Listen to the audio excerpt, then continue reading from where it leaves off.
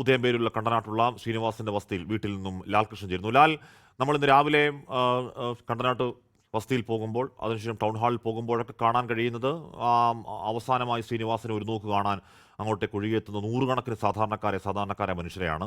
ഇന്ന് കണ്ട ഒരു പക്ഷേ ഏറ്റവും സങ്കടകരമായ കാഴ്ച ടൗൺ ഹാളിലെ ആ പൊതുദർശന വേദിയിൽ സത്യനന്ദിക്കാട് മമ്മൂട്ടി മോഹൻലാലും ദീർഘനേരം ആ വേദിയിൽ ഇരിക്കുന്നതും ഒന്നും മിണ്ടാതിരിക്കുകയാണ്. പക്ഷേ നമുക്കറിയാം അവരുടെ ഹൃദയത്തിൽ കൂടെ ഇരമ്പിപ്പോകുന്ന ആയിരക്കണക്കിനായ ഓർമ്മകൾ നമുക്കറിയാം.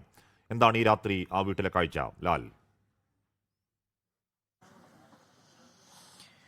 കണ്ടനാട്ടരുടെ വീട്ടിൽ അന്തിയായിട്ടും ആൾക്കൂട്ടം മണമുറിയാതെ ഇപ്പോഴും ഒഴുകിയെത്തിക്കൊണ്ടിരിക്കുകയാണ് എന്നുള്ളത് തന്നെയാണ് നമുക്ക് കാണാൻ കഴിയുന്നത്. സാധാരണക്കാരന്റെ ജീവിതത്തിൽ നിത്യേന ഉണ്ടായ സംഭവവികാസങ്ങൾ അത് ഒരു ചലച്ചിത്രത്തിന്റെ രൂപത്തിൽ അവരുടെ മുന്നിലേക്ക് വീണ്ടും എത്തിയ കാഴ്ചകളായിരുന്നു ശ്രീനിവാസന്റെ ചിത്രത്തിലൂടെ ഉടനീളം കണ്ടത്. അതുകൊണ്ട് തന്നെ ഓരോ സാധാരണക്കാരന്റെയും ജീവിതത്തിൽ അവരെ അടിമുടി തൊട്ടിട്ടുള്ള ഒരു സാധാരണ മനുഷ്യൻ തന്നെയാണ് ശ്രീനിവാസൻ എന്നതിന്റെ തെളിവാണ് ഇപ്പോഴും എത്തുന്ന ഈ ജനപ്രവാഹം. അദ്ദേഹത്തിന്റെ വസതിക്ക് അകത്തേക്ക് നമ്മൾ കയറുന്നില്ല, കാരണം അവിടെ മറ്റു പ്രശ്നങ്ങൾ ഉണ്ടാക്കേണ്ട അല്ലെങ്കിൽ മറ്റ് സാഹചര്യങ്ങൾ അവരുടെ സാഹചര്യങ്ങളോട് അവരുടെ സ്വകാര്യതയോട് താതാത്മ്യം പ്രാപിക്കുക എന്നതിന്റെ ഭാഗമായിട്ടാണ്. പക്ഷേ ഇപ്പോഴും എത്തുന്ന ആൾക്കൂട്ടം അത് അദ്ദേഹത്തിന് നൽകുന്ന അല്ലെങ്കിൽ അദ്ദേഹത്തെ സ്വീകരിച്ച ആൾക്കൂട്ടത്തിന്റെ ജനത്തിന്റെ തന്നെ ഒരു പിന്തുണയാണ്. നേരത്തെ നമ്മൾ പറഞ്ഞ പോലെ അദ്ദേഹം തൊട്ട ജീവിതങ്ങളെല്ലാം സാധാരണക്കാരന്റെ ജീവിതങ്ങളായിരുന്നു, സാധാരണക്കാരന്റെ ജീവിത സാഹചര്യങ്ങളായിരുന്നു.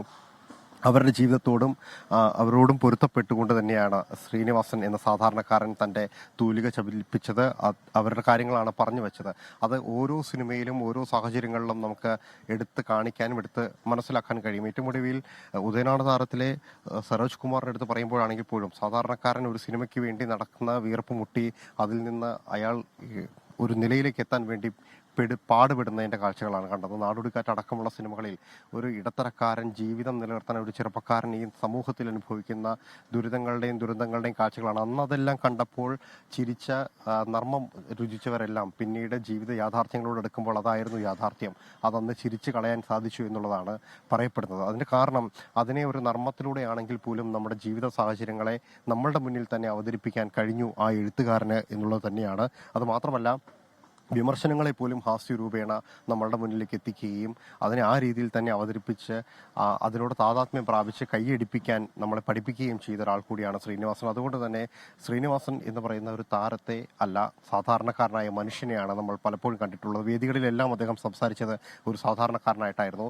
കൃഷിയെക്കുറിച്ച് സംസാരിച്ചത്, കർഷകനെക്കുറിച്ച് സംസാരിച്ചത്, കൃഷി ചെയ്യേണ്ട രീതികളെക്കുറിച്ച് സംസാരിച്ചത്, സമൂഹത്തിൽ ജീവിക്കേണ്ടതിനെക്കുറിച്ച് സംസാരിച്ചത്, അങ്ങനെ എല്ലാ കാര്യങ്ങളും അത് സാധാരണക്കാരനെ തൊട്ടും തലോടിയും അവന്റെ ജീവിത സാഹചര്യങ്ങളെ കുറിച്ച് പറഞ്ഞുകൊണ്ടും തന്നെ മുന്നോട്ട് പോയതാണ്.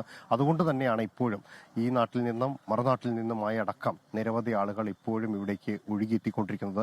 ആദ്യം ടൗൺ ഹാളിൽ കണ്ടതിനേക്കാൾ കൂടുതൽ ആളുകൾ ഇപ്പോഴും ഇവിടേക്ക് എത്തിക്കൊണ്ടിരിക്കുന്നത്. ഇത് മുറിഞ്ഞു പോകും എന്ന് എനിക്ക് തോന്നുന്നില്ല, പക്ഷേ അത് അവസാനിക്കാതെ ഇപ്പോഴും തുടരുകയാണ് എന്നുള്ളതിന്റെ കാഴ്ചയാണ് നമ്മൾ കാണുന്നത്. അത്രയധികം ഓർമ്മകൾ ഓരോ മനുഷ്യനും നേർക്കുനേർ കണക്ട് ചെയ്യാൻ കഴിയുന്ന ഓരോ ഓർമ്മകൾ ശ്രീനിവാസനുമായി ഉറപ്പായും ശ്രീനിവാസൻ സിനിമകൾ ഉണ്ടാകും. അതുകൊണ്ട് അദ്ദേഹത്തെ ഒരു നോക്ക് കാണാതിരിക്കാൻ മലയാളിക്കാവില്ല. അതുകൊണ്ടാണ് ഈ രാത്രിയും കണ്ടനാട്ടുള്ള വസതിയിലേക്ക് ആൾക്കാരുടെ ആളൊഴുക്ക് നമ്മൾ ടൗൺ ഹാളിൽ കണ്ടതാണ്.